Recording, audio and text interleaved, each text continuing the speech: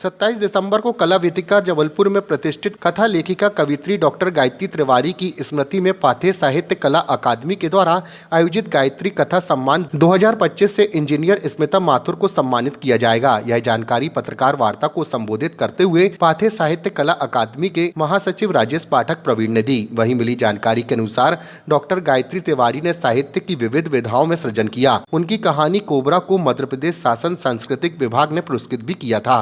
पाथेय साहित्य कला अकादमी के तत्वावधान में स्मृति से कथा लेखिका डॉक्टर गायत्री तिवारी की स्मृति में 27 दिसंबर को अपराह्न 3:30 बजे रानी दुर्गावती संग्रहालय कला वीथिका भंवरताल में कथा लेखन का एक भव्य सम्मान इस वर्ष सम्मानीय इंजीनियर स्मिता माथुर को प्रदान किया जा रहा है।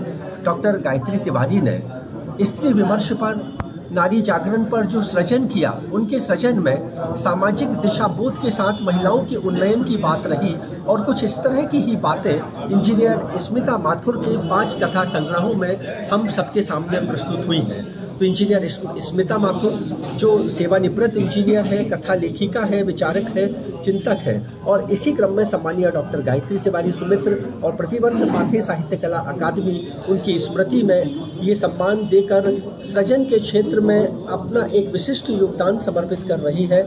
इसके अतिरिक्त पाथेय साहित्य कला अकादमी के तत्वावधान में मातृशक्ति के क्षेत्र में क्रियाशील कुछ संस्थाओं को विशेष रूप से सम्मानित किया जा रहा है, जिन्होंने नारी जागरण के लिए अप्रतिम कार्य संपादित किए। प्रजापिता ब्रह्म कुमारी ईश्वरीय विश्वविद्यालय, कान्यकुब्ज ब्राह्मण सभा, सनाट ब्राह्मण सभा, इनके साथ राजपूताना क्लब, ममत्व सेवा समिति, माँ नर्मदा वानप्रस्थ आश्रम और परम वैभव समिति जो मातृशक्ति के क्रियान्वयन के लिए, रचनात्मकता के लिए क्रियाशील है। इन संस्थाओं का सम्मान और इन संस्थाओं के सम्मान के साथ एक संदेश है कि मातृशक्ति जो घर परिवार समाज और संसार के दायित्व का निर्वाह करते हुए यदि समाज को कुछ दे रही है तो ये आयोजन उनकी वंदना का है, उनकी अभिनंदना का है। मैं राजेश पाठक प्रवीण।